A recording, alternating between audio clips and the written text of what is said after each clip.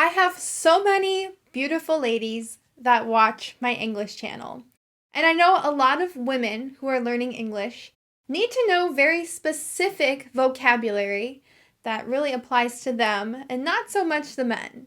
But if you are a man watching this lesson, go ahead and keep watching because it is important for you to know these words too to help understand ladies. But in this lesson today, I will teach you all about the vocabulary that women need to know when it comes to hygiene, hair, nails, and makeup. Let's get started. Let's start with some hygiene vocabulary. First, let's talk about skincare. So when we talk about skincare, we usually talk about a routine we do to keep our skin looking nice as women. We usually wash it and put products on it. First, let's talk about moisturizer. Moisturizer is what we call the cream that keeps our skin from getting dry. Most women that I know use moisturizer at night or in the morning. Sometimes as a woman, you need a face mask. This is a special mask that you put on. It can be like paper or it can be a cream or like clay, and it keeps your skin looking beautiful, and it's just fun to do different face masks sometimes. Sometimes we call masks that we wear for COVID a face mask as well, but we use these two words differently. Face mask for your skin or a face mask to help protect yourself or other people. The next verb phrase that I want to teach you is to shave your legs. In the United States, many women choose to shave their legs. They use a razor and shaving cream so that they can have smooth legs with no hair. Yes, we all do it, so you need to know the verb to shave your legs. Now, since we're talking about our skin and some more hair removal words, let me teach you all the ones that you need to know, ladies. Some women choose to wax their eyebrows. So they go to usually a salon or some sort of professional and they put hot wax to remove the hair under and above the eyebrow. Some women get their eyebrows threaded. I know this is very popular in India. I usually have women from India thread my eyebrows when I have had it done in the past. And it's a very unique skill to have, to be able to thread an eyebrow. Now, oftentimes at home, you might pluck your eyebrows. This is when you use tweezers to take out the individual hairs. Pluck your eyebrows. And the tool, of course, as I said before, is called tweezers. Some women, especially if they have dark hair, wax their mustache. Just like we call the hair above a men's lip a mustache, we say the same as women. So if you go to the salon, they might ask you, do you want to wax your mustache? And some women don't have a problem with this, and some women have dark hair, so they prefer to wax their mustache. This is probably my favorite part of the lesson. It is hair vocabulary. So there are tons of words that we need to know as women when it comes to doing our hair and keeping our hair looking nice. A common phrase we say is beauty is pain. And after talking about waxing our hair and threading our hair, I think it's really true. Beauty is pain. It takes a lot of pain and sacrifice to look good, ladies. So first, we call this hairstyle a bun. Do you call it the same? Does it translate to your language? A bun in English also means a small piece of bread, a bun.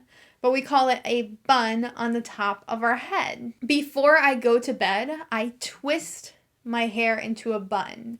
This just means that you put it up into a small twist. That's the phrase that we use in English. If you're putting your hair up on top of your head, we can say we put it up, or we can say we tie it up. If you are using this hairstyle, we call it a ponytail. Think of it like a horse.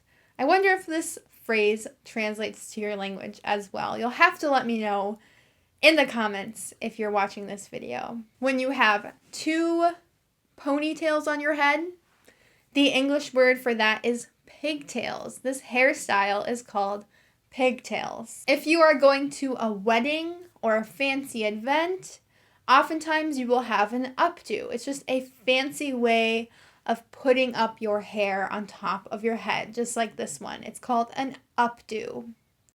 Let's get into some of the different hair types now.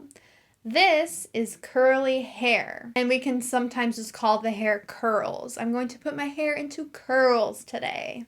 So there are loose curls and tight curls, as you can see in the picture here. And if you have these types of curls, we actually just call these waves in the hair. You have wavy hair if your hair looks like this. I would say my hair is pretty much just straight. Sometimes if I let it dry naturally, it will be a tiny bit wavy, but it's pretty straight. If you use a curling iron, you can curl your hair. So I curled my hair to look nice. And this tool is called a curling iron. Pretty much the opposite of curling your hair is to straighten your hair, to have your hair with no waves and no curls. To straighten your hair, you use a hair straightener. And this is like a hot iron that helps us straighten it. Sometimes people call this a flat iron. That's a little bit less common. I hear straightener more often. So this word, shampoo, I think this translates to a lot of different languages because when I'm bored in the shower, I read the back of the shampoo bottle in different languages. It's usually in French and Spanish. So when you want to be able to comb out your hair after you shower, you will use some nice conditioner in it. Next, we have hairspray. Now, oftentimes if you're doing an updo or you're getting ready for a special event and you don't want your hair to, fall out or become messy, you can use hairspray and it keeps it sticky, it keeps it in place. Let's talk about getting a haircut. So you probably have heard this phrase, to get a haircut. Do you know what it means to get it chopped and to get it trimmed? This is very important because if you get a haircut and you're speaking with an English speaker, if you only want a little bit of your hair cut off, you can say, I want to get a trim.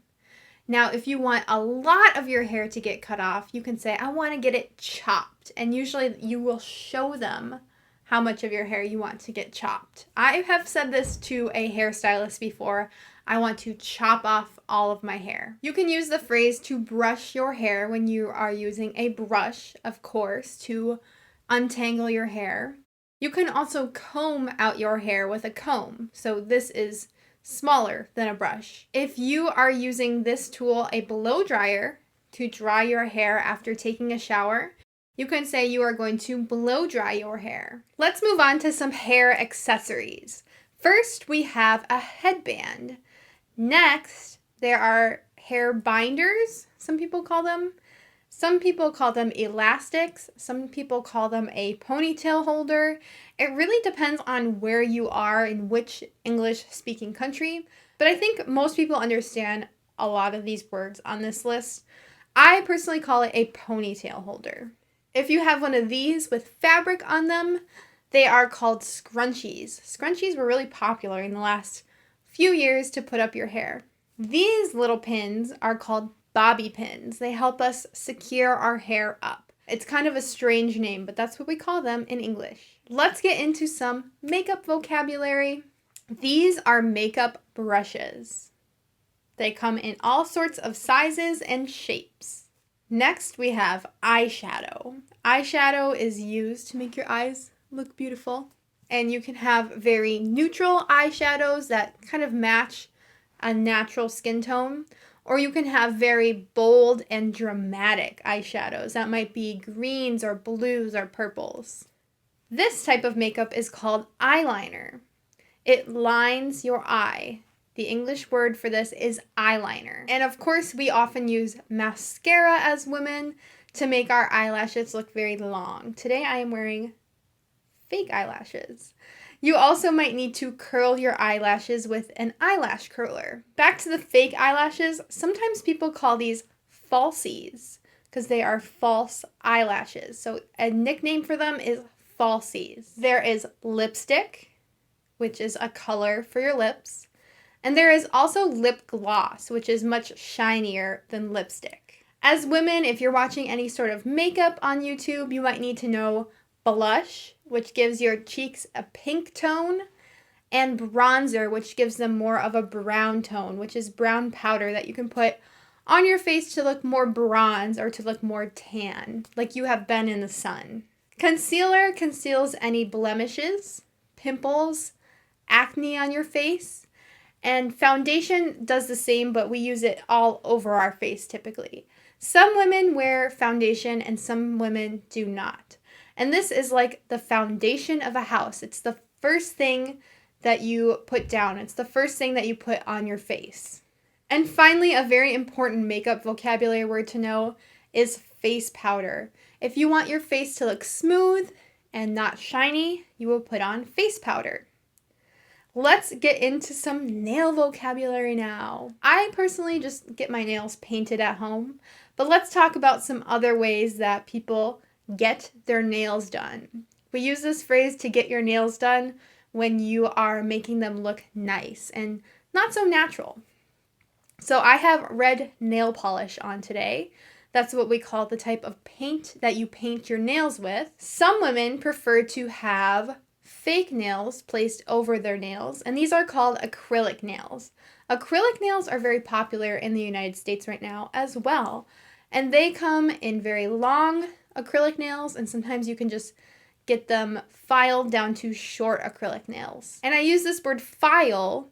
If you are using this tool, it's called a nail file. It makes your nails much shorter. When you get your nails done at a salon, we call this a manicure. Manicure. They are making sure that the skin on your nails looks nice and that the actual nail is shaved down and looks nice as well. When they do the same to your feet, we call it a pedicure. Pedicure. So it feels really good to get a pedicure typically. They rub your feet and put lotion on them. I love a pedicure. Thank you, ladies and some gentlemen, for watching this very important English lesson with me today. I hope you learned some very useful terms that will help you as a woman understand, beauty and cosmetics, makeup, nails, all of that. I hope this was useful for you. If it is, make sure to give this video a like and subscribe for more English lessons that are more about idioms and other important things in the English language. Thanks again for watching, and I'll see you guys in the next lesson. Goodbye!